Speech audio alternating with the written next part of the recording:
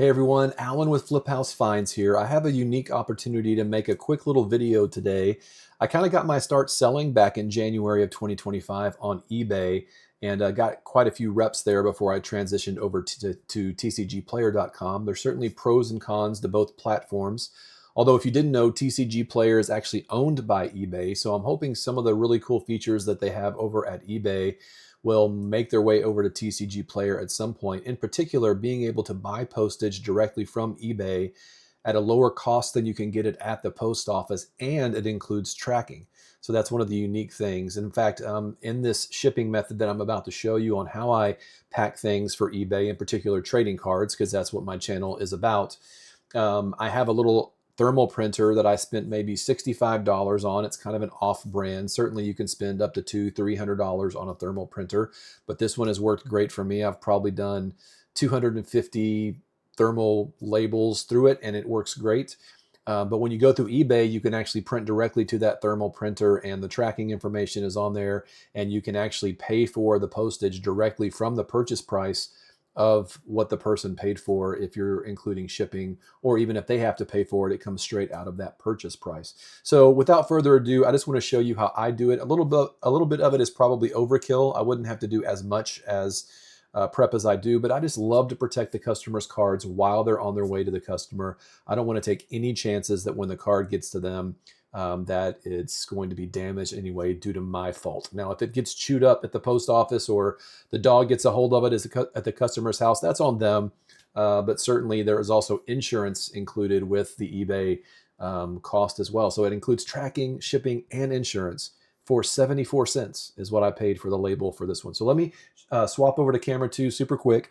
So this is the card that I sold. Where's the camera? Over here. It's a Japanese, I can't remember the actual name of the card, lightly played, and I sold it for $6.99. And so when I first got started, I would take some painter's tape. I would go right over the top of this, even before I started putting tabs on it.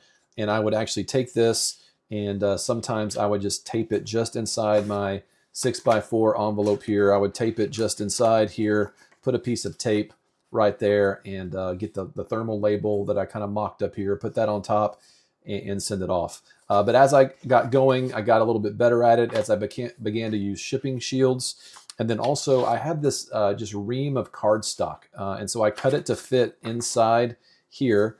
And so what I like to do, and there's my note, I always include a note and a little sketch on all of my stuff.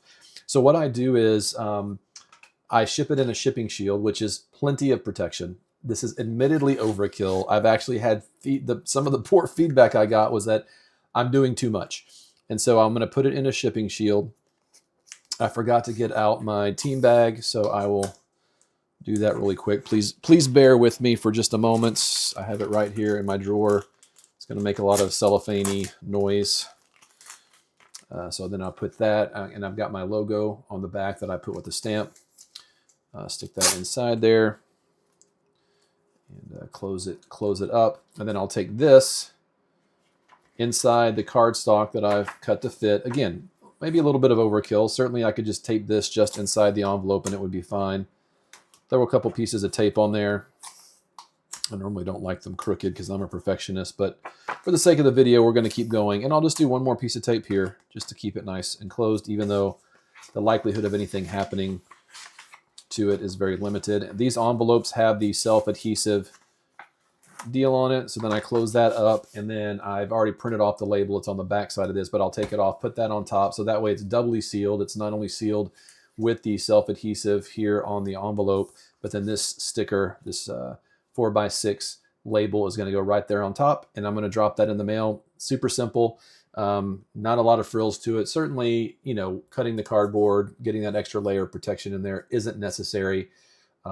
But I like to do that just for my customer's sake. Love for them to get their card and be excited about it when they get it. So that's just a quick tutorial on how I ship things on eBay. Again, I don't do a lot of stuff there. Sometimes if there's a card that doesn't move very quickly on TCG Player, I might post it over on eBay. Certainly all of your graded cards, your slabs, PSA, BGC, whatever company you choose to use. Right now, TCG Player doesn't support that, so you would have to sell those on eBay. That's where I've bought a lot of mine and sold a few. And so certainly that's a different shipping method than this with a padded envelope. that costs about 20 cents for the padded envelope. But I just want to give you a quick tutorial on how I do it. Maybe that's helpful, maybe it's not. How do you do it? Leave a comment down below. If you found this useful, please subscribe and like the channel. Let me know that you like it. And thanks so much for being here today. My name is Alan. This is Flip House Finds. I'll see you in the next video.